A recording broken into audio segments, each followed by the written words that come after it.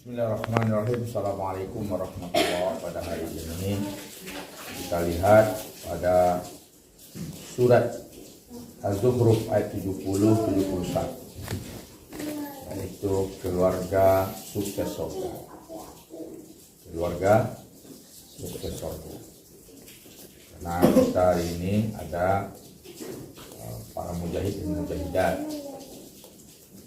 Nah, Allah berfirman, udkhulul jannata antum wa azwajukum.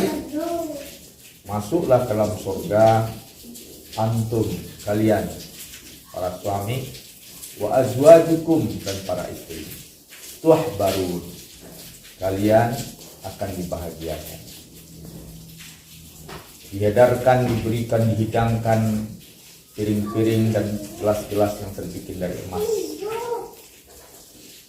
Dan di situ hidangan yang lezat, pemandangan yang indah. Ini orientasi mesti menjadi orientasi keluarga mujahid. Bagaimana para mujahid, para pejuang, para aktivis sukses membawa keluarganya ke surga. Tantangan demi tantangan pasti akan ada. Namun kita mesti sabar. Untuk mendapatkan surga tentu tidak mudah. Maka perjuangan itu pasti dilakukan oleh orang-orang yang ingin mendapatkan surga. Tadi khutbah siang kita bacakan ayat minal mu'minina rijalun sadaqu. Dari kalangan orang beriman itu ada rijal, seorang pejuang, para pejuang. Nabi berkata kun rajulan, jadilah seorang pejuang. Sadaqu ma'ahadu alaih, membuktikan janjinya kepada Allah. Wa minhum man qada nahbahu, sebagian mereka telah gugur di badan tempur. Wa minhum man yantazir, sebagian mereka masih menunggu. Wa ma badalu tabadila, dia tidak pernah merubah janjinya kepada Allah Subhanahu wa taala. Rijalun sadaqu, tidak mesti hanya dia saja yang membuktikan janjinya kepada Allah, tetapi dia juga mesti membawa keluarganya, yaitu suami, istri, dan keluarga masuk surga. Apa saja yang mesti dilakukan untuk mendapatkan hal seperti itu? Dalam konteks kita seorang aktivis, tentu kita mesti paham. Pertama, seorang suami mesti memahami orientasi hidup dan perjuangan. Target adalah surga.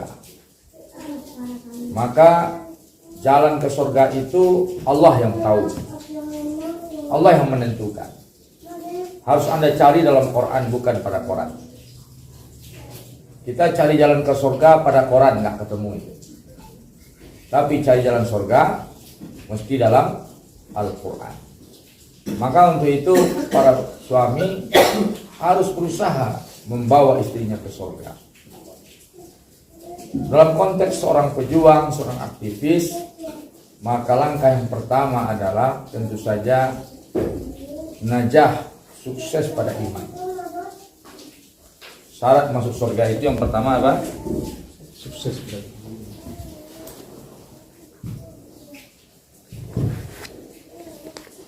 Al-Jannah. Ya, ini surga. Maka syarat penghuni surga itu yang pertama sahihul iman. Imannya harus benar. Ya, sahihul iman itu tauhid, akidah, takmilul iman, penyempurnaan iman. Tauhid akidahnya yang di luar masalah akhirat dan lain-lain. Takmil, kesempurnaan. Ini syarat untuk masuk surga yang pertama. Maka ini harus menjadi proyek seorang suami, proyek yang didukung oleh sebuah keluarga. Maka harus tanamkan cita-cita, sepakat suami istri bercita-cita masuk surga. Mesti ada kesepakatan suami istri untuk masuk surga. Nanjale awak rumah tangga jero surga. Ya, tujuan awak surga. Tanamkan ini. Bagi yang belum kawin, yang juga paham untuk orientasi ke surga. Dino. Ya sobat. Kok ini sabit. Kok sih? Lima. Ada Rama lah dong. Ini sabit namanya.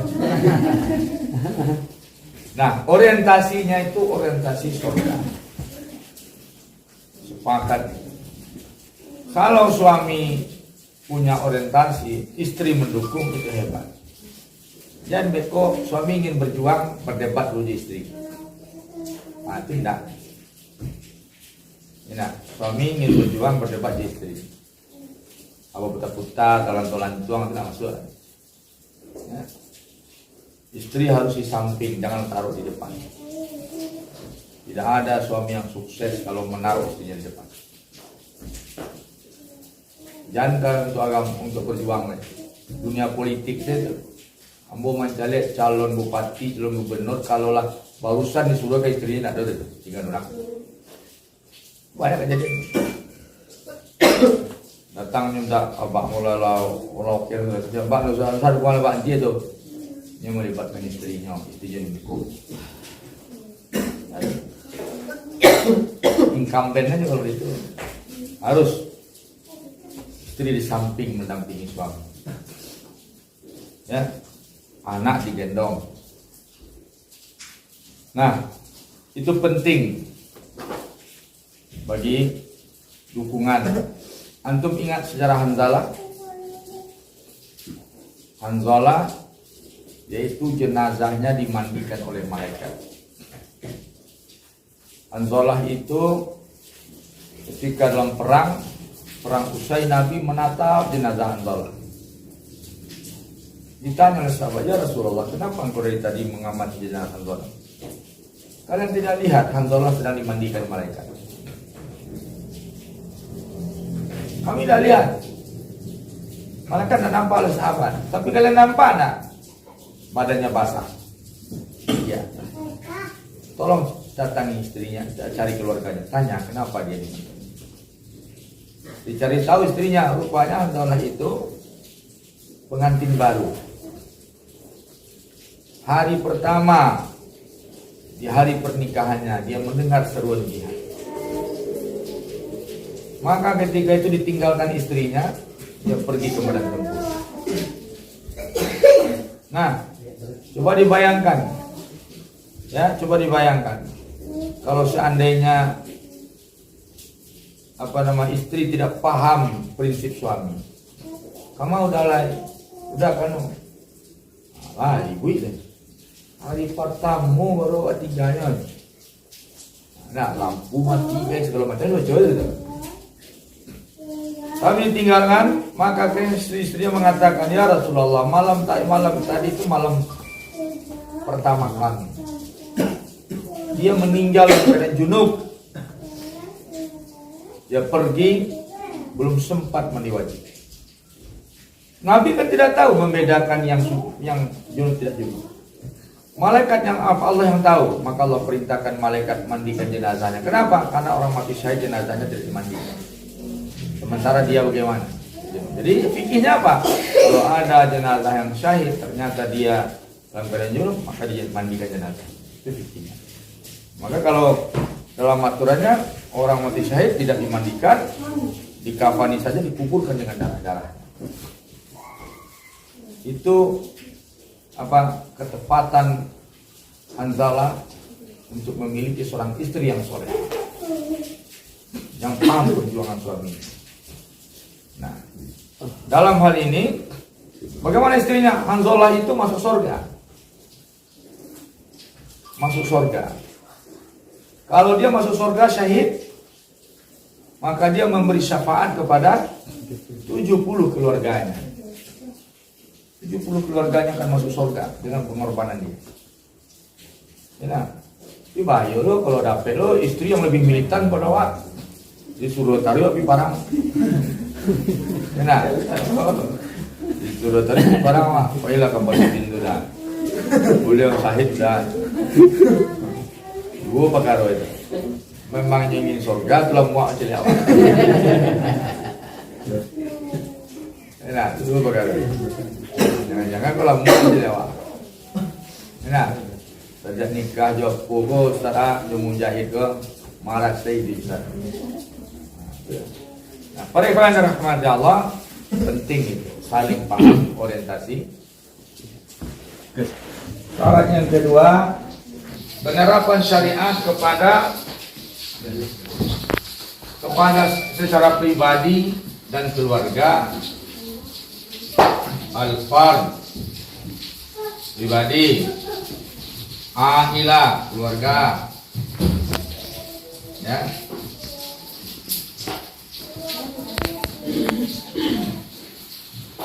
Nah, al-jamaah. Tapi ini kita cerita keluarga sampai sini.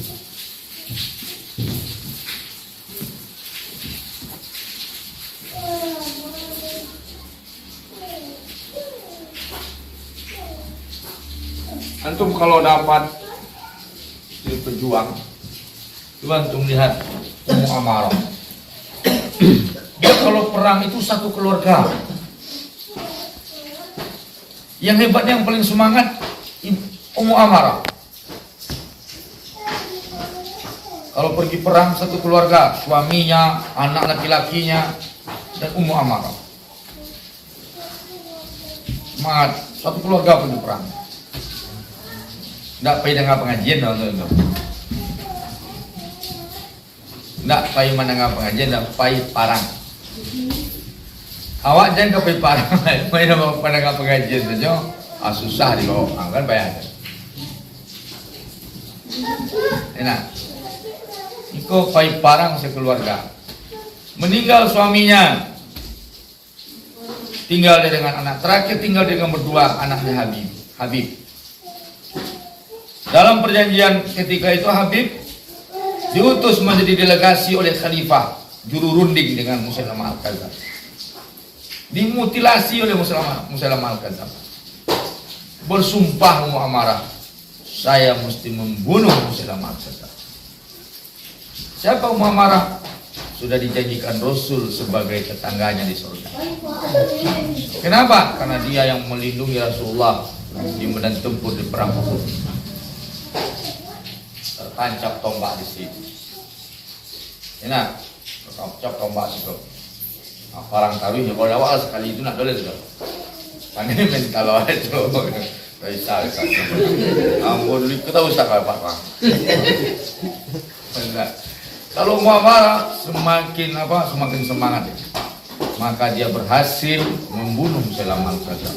Dua orang yang berjanji bersumpah akan membunuh Musailamah Al-Kadzdzab, Al-Wahsy dan Ummu Amarah. Kedua-duanya ikut serta membunuh Musailamah Al-Kadzdzab. Satu keluarga pergi berjuang. Jadi bagaimana trik antum menjadarkan keluarga tentang pentingnya perjuangan. Dahsyat. Antum ini orang-orang pilihan. Orang-orang pilihan di tengah konsep jahiliyah. Ada pejuang syariat, itu orang pilihan. Orang pilihan. Maka si istri mesti bahagia suaminya jadi aktivis syariat, penegak syariat. Juga seperti itu, suami berusaha dan bahagia kalau istrinya mendukung dia dalam perjuangan. Nah, semangatnya tuh, pulang mau pengajian, tinggal beko di tempat gorengan, bawa pulang. Bawa goreng ini dah. Udah kalau selalu diizinkan di pengajian, aku goreng. Enak. Enggak lah. Nggak pernah sekali Allah yang mau yang pulang Ustaz. Kacau lah kau. Bawa. Nah, artinya apa? Apresiasi juga dukungan istri. Apresiasi. Para ikhwan dirahmati Allah, begitu para sahabat dulu yang luar biasa. Bahkan yang tidak punya suami pun punya anak, dititipkannya kepada Sa'ad bin Abi Waqqas. Kata Sa'ad, aku tidak bisa, Pak, dia terlalu kecil. Tapi dia ini, itu aja apanya, omongannya setiap hari. Dan dia ingin ikut berjihad denganmu. Bawalah aku, kata anak kecil itu, walaupun hanya menjadi penjaga kudamu. Akhirnya singkat cerita, karena dia dengan ibunya gigih, sang ibu menyemangati anaknya, pergi bersama Sa'ad bin Abi Waqqas. Sang ibu mengeluarkan sebuah cambuk kuda terbuat dari jalinan rambutnya. Wahai Sa'ad, aku dulu punya rambut yang panjang sangat disukai oleh suamiku. Suamiku sudah tidak ada, maka aku jalin rambutku ini untuk cambuk kuda. Bawalah ke medan tempur. Seandainya kelak Allah bertanya kepadaku tentang perjuanganku, dan aku akan menjawab, rambutku ikut ke medan tempur. Luar biasa. Dan anaknya berangkat, kemudian anaknya syahid, kemudian ketika itu ketakutan saat memberitahu bagaimana memberitahu ibu ini, nanti dia nggak siap menerima kematian anaknya. Ternyata setelah disampaikan kepadanya oleh Sa'ad bin Abi Waqqas dengan hati-hati sekali, apa kata Sa'ad bin Abi Waqqas? Apa kata ibu itu? Alhamdulillah, Allah telah menerima hidanganku kepadanya, sumbanganku kepadanya. Dia adalah titipanku di sisi Allah Subhanahu wa taala. Allah telah menerima titipanku. Maka dia doakan anaknya. Luar biasa. Dia titipanku di sisi Allah Subhanahu. Itu bagaimana cara mendidiknya wanita semilitan itu? Karena mungkin loh istrinya mulitan model itu, suaminya model lawak gitu. Tidak. Kalau nana nama kau acok minta izinnya Pak. Hujan dari seketek langsung damang. Kan aneh tuh. Mana suami dulu? Luar biasa. Jadi itu penting sama Allah yang dirahmati Allah. Suami yang mujahid itu mampu menjadikan istrinya mujahidah. Mampu menjadikan istri. Harus dipersiapkan jadi mujahidah. Harus persiapkan. Kenapa? Karena nanti sang istri itu kalau dia tidak jadi mujahidah, dia jadi fitnah. Betul? Mama udah populer pun sangkut udah ada, kalah kacau. Inyo nak membuat takwid. Antum tahu titik lemah laki-laki itu dimasuki lewat istrinya. Adam alaihissalam digoda oleh iblis. La takrabah hadis sejarah, kata Allah. Makan semua yang ada di surga ini, nikmati, tapi jangan kalian dekati pohon ini. Padahal Allah jangan kamu makan buah, bukan itu. La takrabah, jangan dekati. Dan cari tomak kalian mandake sana uliar. Aman. Mandake sana uliar. Tapi iblis ini luar biasa. Gagal dia mendekati Adam, dia mendekati Hawa. Maka lewat Hawa sampai dia melakukan pelanggaran memakan buah pohon kuldi. Antum dengar cerita Bal'am bin Ba'ura, seorang ulama soleh, seorang abid ahli ibadah yang doanya makbul. Apa yang didoakannya? Makbul. Ketika diminta oleh kaum yang ada di sekitarnya untuk mencegah memerangi Musa dengan pengikutnya, Dia tidak mau. Musa itu Nabi Allah, katanya. Tapi kalau kau mau, apa saja akan kami berikan padamu. Ditolaknya.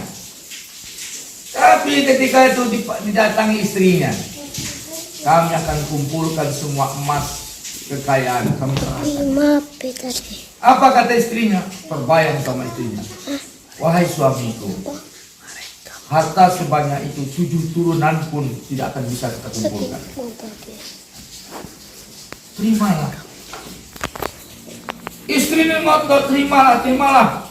Jebol iman Bal'am bin Ba'ur. Jebol iman. Maka harus tegas. Kalau kita ini kan dimasukinya itu. Pada akhirnya bagaimana? Didoakan, nak mempan. Dia bikin trik untuk mengalahkan pengikut Musa. Mereka harus dirusak imannya dulu, supaya Allah murka pada mereka. Maka disuruh kumpulkan semua wanita di situ, disuruh bersolek, diadakan pesta malam, disuruh wanita di situ membujuk merayu tokoh-tokoh kelompok-kelompok yang ada laki-laki yang ada di kelompok Musa untuk berbuat maksiat dan berzina. Akhirnya terjadi, Musa tidak berhasil oleh kelompok kaumnya, tidak berhasil digoda. Nggak ada yang berhasil, Harun nggak berhasil. Maka akhirnya terjadi kelemahan di sisi Musa. Tapi Nabi Musa ketika berdoa kepada Allah, akhirnya kena azablah Bal'am. Ceritanya masih lewat istri. Maka penting seorang suami untuk mendidik istrinya jadi mujahidah. Yang penting satu visi, sama arah hawa. Jadi kalau itu nyambung. Jangan sampai baca itu enggak. Udah saja ngaji-ngaji Ustaz Joko lah kayak nyambung. Pak orang sudah buat itu aja. Sikut bagian. Nah, para ikhwan keluarga. Nanti masalah tarbiyah, ya, ini keluarga tapi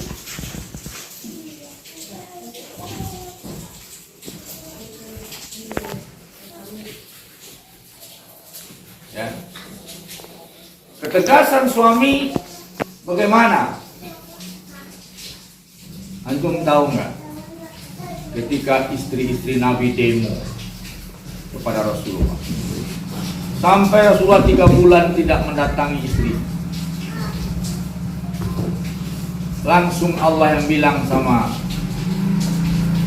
tanya istri-istrimu wahai Muhammad, kalau dia ingin dunia, maka ceraikan mereka semua. Suruh dia memilih antara engkau dan surga, engkau Allah dan surga, atau dunia. Kalau dunia, ceraikan. Maka ketika itu dia tanya pertama sekali Bunda Aisyah, wahai Hasan, engkau kan tahu aku ini bukan pengusaha, aku ini pendakwah sekarangnya. Kalau engkau inginkan harta padaku, aku tak punya. Maka kau boleh meninggalkan aku. Kalau kau ingin surga, engkau pilihlah aku dan surga, atau kau memilih harta. Kata Aisyah, ya Rasulullah, tentulah aku memilih kau daripada surga. Maka diuji semua istrinya. Alhamdulillah jawaban sama. Setingkat istri Nabi pun tergoda oleh materi, tuan-tuan. Sampai Allah menyuruh Nabi mengancam istrinya seperti itu, bersikap tegas seperti itu. Maka untuk itu perlu kita fokus kepada orientasi apa tadi? Surga. Rasulullah sendiri suruh pilih. Antum tahu Umar bin Abdul Aziz baru diangkat jadi khalifah negara miskin sampai ke sebagian Eropa. negara luas. Tuan bayangkan berapa Jazirah Arab itu luasnya.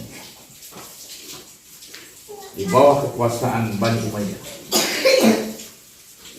Apa katanya pada istrinya?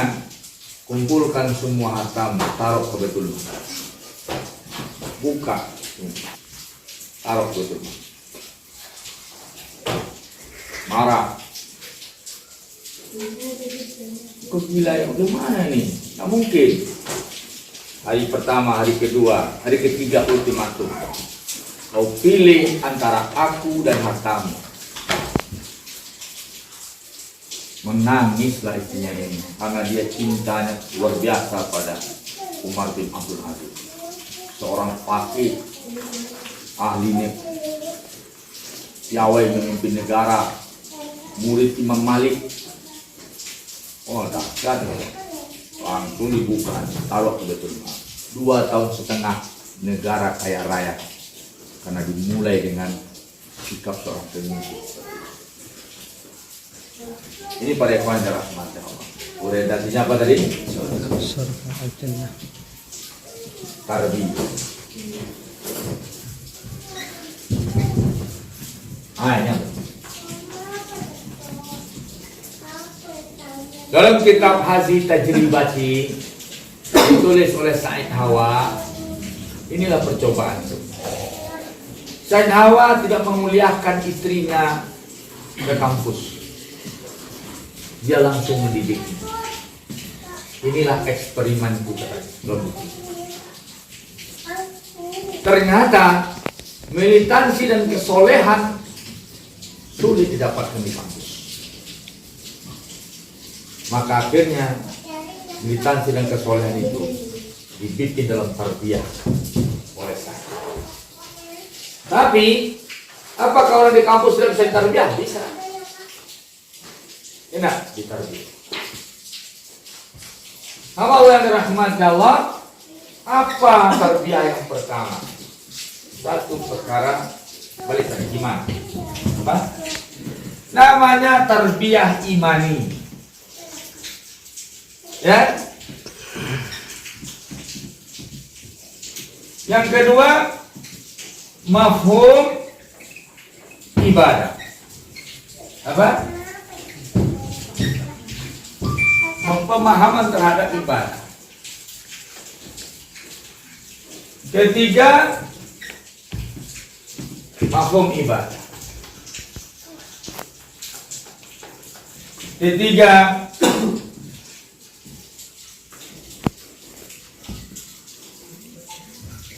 bina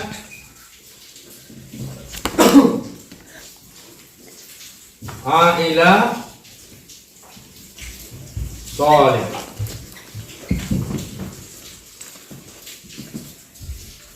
Membangun rumah tangga yang soleh. Membangun rumah tangga yang soleh. Yang keempat, taqwiyatul fardiyah. Taqwiyatus syakhsiyah. Penguatan kepribadian. Karakter. Taqwiyah asy-syakhsiyah.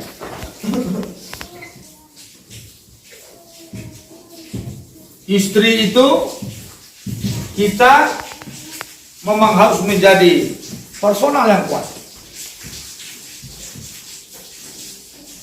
Taqwiyah syakhsiyah.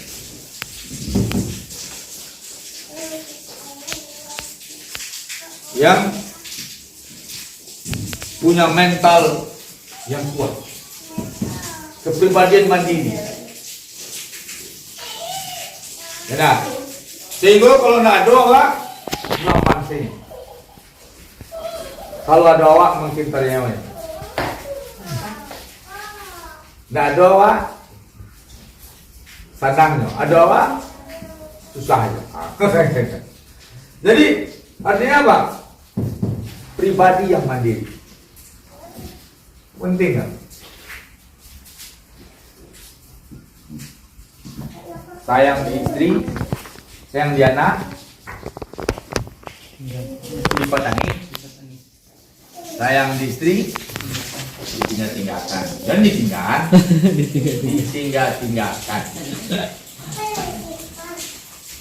mempersiapkan pribadi yang mandiri. Yang akhirnya ulun tahu Pak Awak. Ya, alun tahu. Maksudnya pulang pengajian di Pekumbuah itu di Busko sampai pagi. Pulang pengajian di Pekumbuah di Busko sampai pagi. Bapak sampai sampai Busko.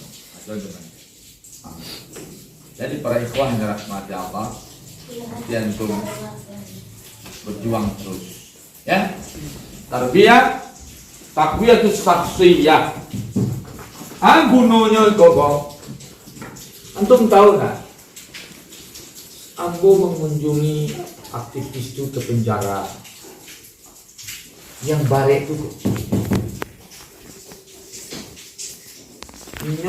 Inyo lah masuk penjara. Nan panik itu istrinya depresi di rumah. Itu yang jadi beban dia. Dan karena apa tadi? Ketika melakukan pendidikan takwiyah syakhsiyah kok bisa saja istri salah paham. Aniang dah. Bisa saja salah paham, bisa saja berang kawak. Tak peduli. Supaya apa? Supaya bancinya kawak. Jadi kalau payo ada ibu dia dong. Kalau sayangan kawak, nanti kibet. Jadi beruntunglah antum-antum yang dibenci istri.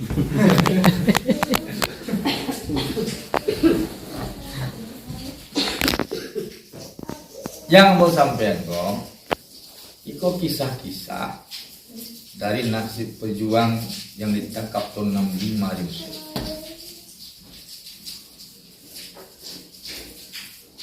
Ternyata yang problem itu ketika mereka di dalam bukan menghadapi kejahatan rezim, tapi setiap datang istrinya mengeluh, menangis, depresi. Itu yang paling berat, menghantui dia. Maka harus dibangun mental. Dialah nyoberang kawan. Menangis Ibrahim itu. Dia tidak mau, menurut istrinya Ibrahim jahat, tapi dia menangis sebenarnya. Tapi harus bertindak seperti itu. Posisinya kuat itu. Tak cemennya kalau mati. Anu, ajaran pakai. Kalau ibu cemen baru ni. Nah itu Pak Eva. Takwiyatus shakhsiyah. Ini khusus untuk para aktivis.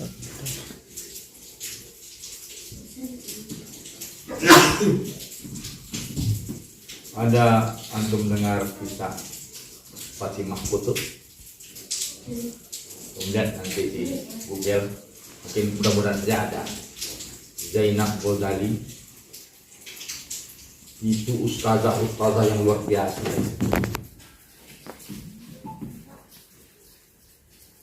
Antum kan paham sih. Jadi ibu-ibu jangan berburuk sangka. Koko para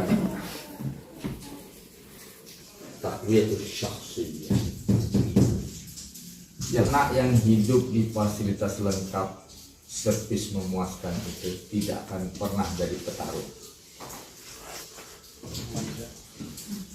Tidak akan pernah jadi petarung. Artinya fasilitas lengkap itu jadi susah hidup atau artinya susah hidup. Awak tak sadar no? Awak anu awak MC awak randang surah diri awak ekonomi awak model ekonomi orang balapin. Ambo kalau hidup jadi orang mewah mungkin mau ikut anu moci gerakan. Awak tak sadar awak ternyata awak sedang diterbiah dari seorang petarung. Anak awak pun model itu juga. Anak awak besok susah, nanti ketemu anak yang ibunya ke kuliah ke luar negeri, itu akan berbeda.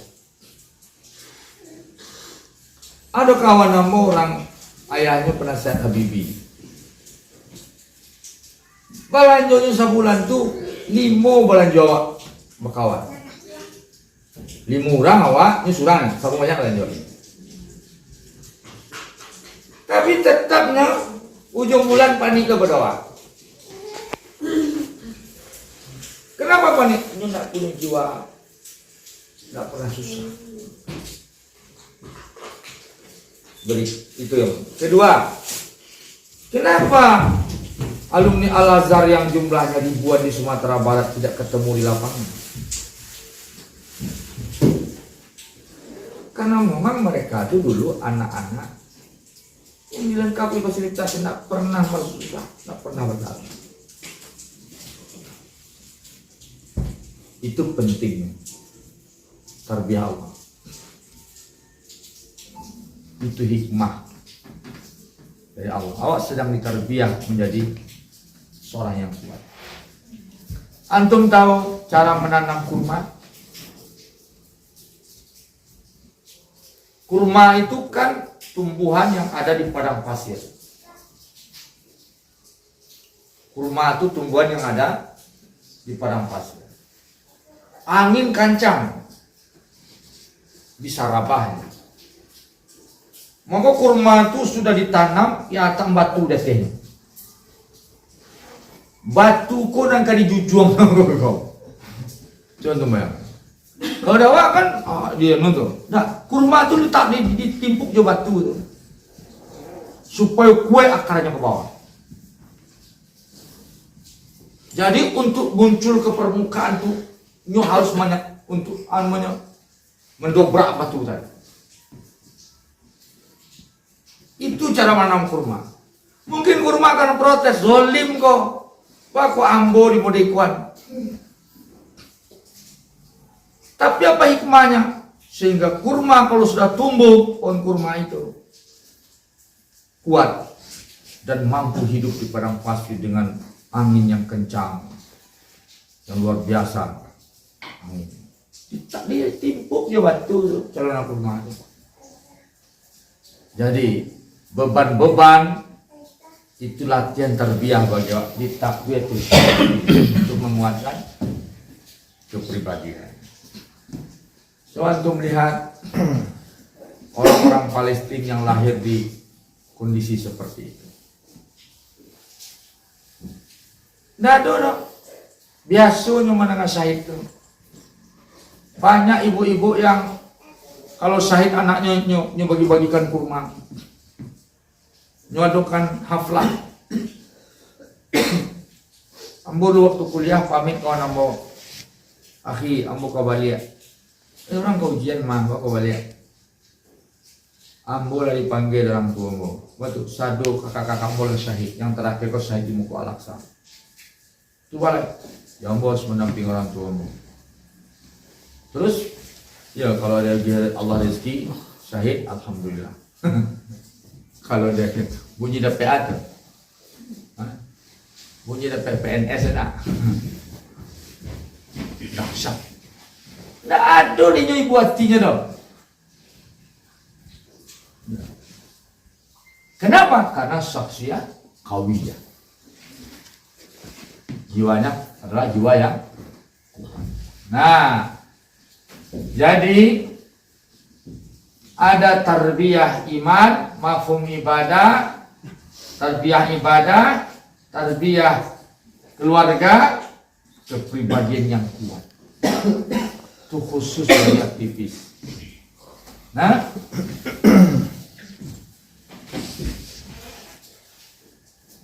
tarbiyah ani ikhlasun niyah. Apa? Ikhlas. Tarbiyatul mukhlisin itu saudara. Kita pakai istilah baru. Melatih keikhlasan hilangnya sesuatu. Ikhlas melakukan sesuatu dapat pergi hilang. Ikhlas. Apa takut lah. Nah, wahai istri awak hilang lah ikhlasnya.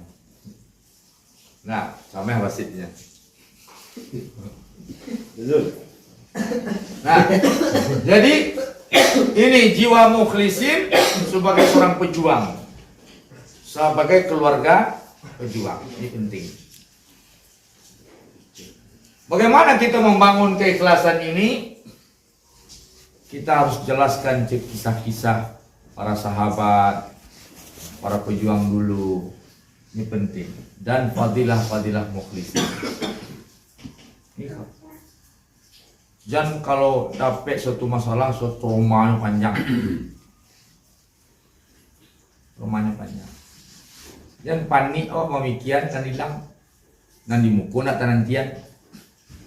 Padahal kalau rezeki baru ada kelewat muku pilih panik mikir dan hilang lapel nanti. Ada sih nanti. Kesimpulannya dulu awak lagi nak membawa apa-apa.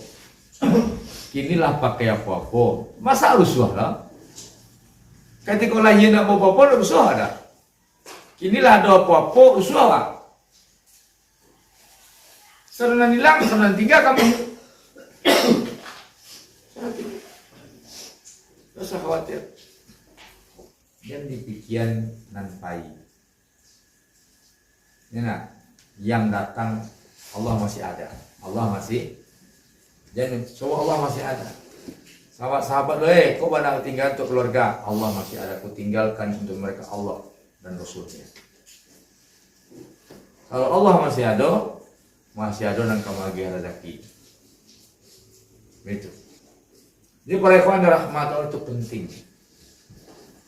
Itu penting. Maka kamu tidak pernah kamu selalu berpikir yang lapis adalah berpikir. Supaya awak jangan gundah awak.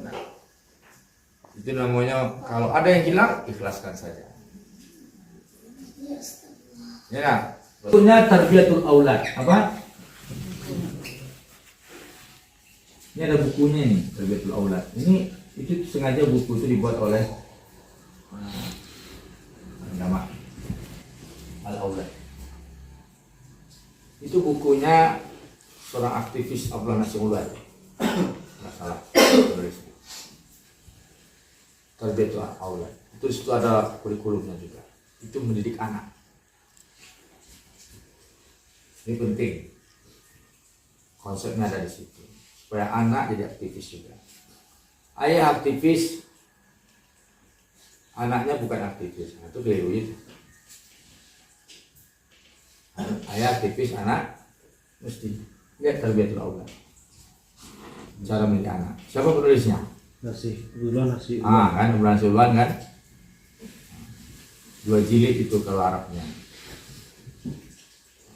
Itu aktivis Nasihullah itu. Jadi semua yang kita sampaikan ini penting.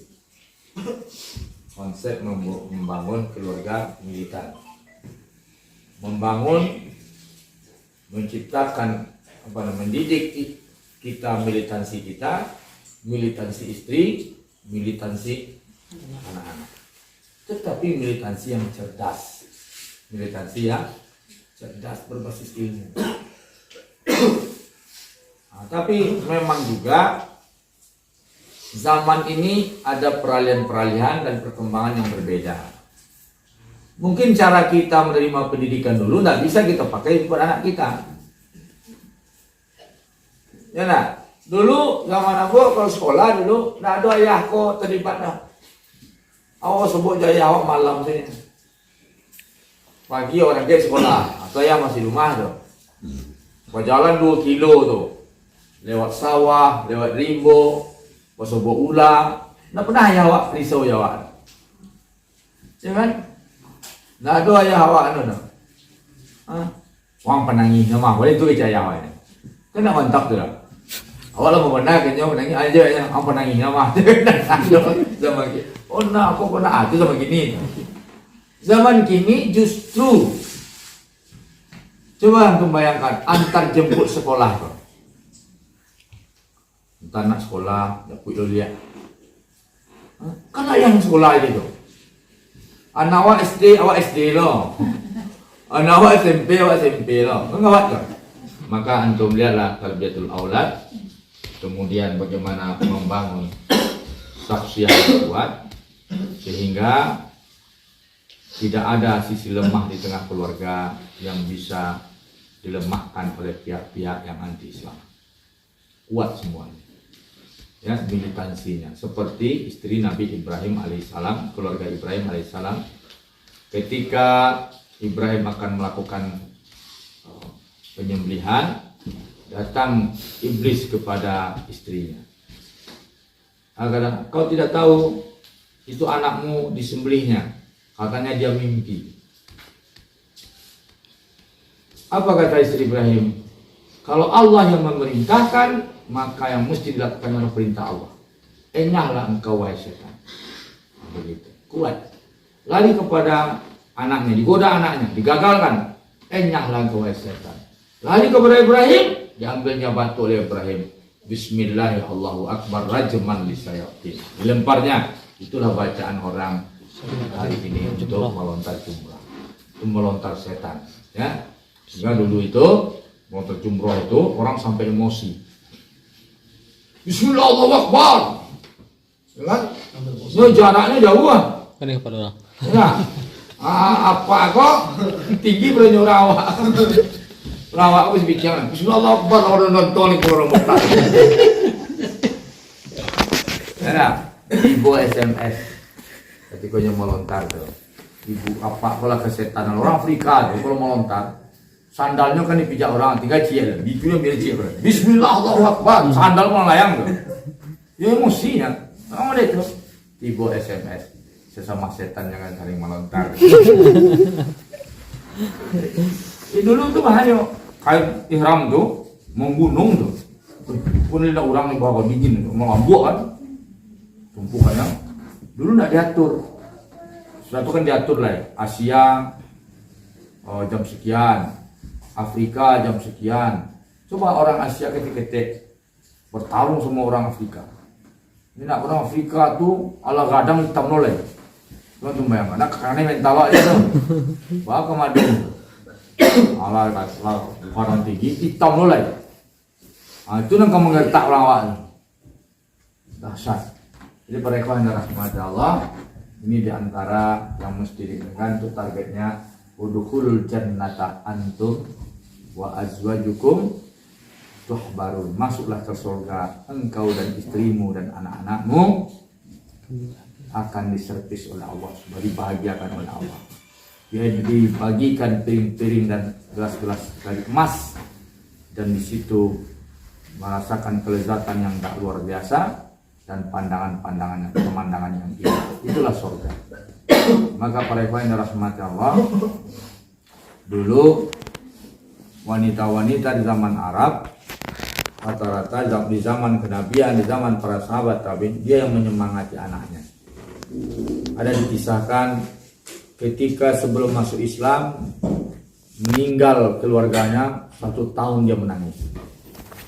Tapi setelah dia masuk Islam, dia punya 3 anak laki-laki. Ketiga-tiganya disuruhnya pergi berjihad bersama Rasulullah, dan syahid ketiga-tiganya. Dia tidak menangis. Begitu Islam menguatkan iman dan mental seseorang. Nah, jadi para ikhwan yang dirahmati Allah, ini tarbiyah yang mesti kita pahami. Nah, adapun kita hari ini berpolitik segala macam, itu kita secara sosial kita seorang mujahid. Berpolitik itu hanya bagian dari kegiatan kita, bukan kepribadian kita.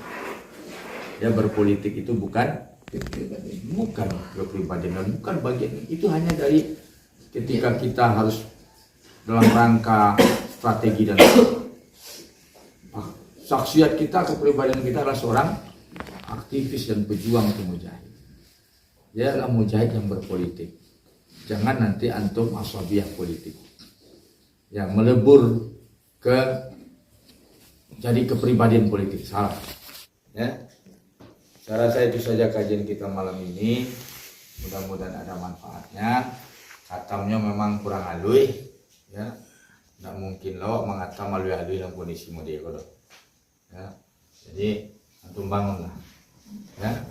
Tipis kalau yang ingin apa nanti lihat madrasah doa, ya, madrasah para da'i. Ya, banyak buku-buku. Itu saja, mudah-mudahan bermanfaat. Assalamualaikum warahmatullahi wabarakatuh.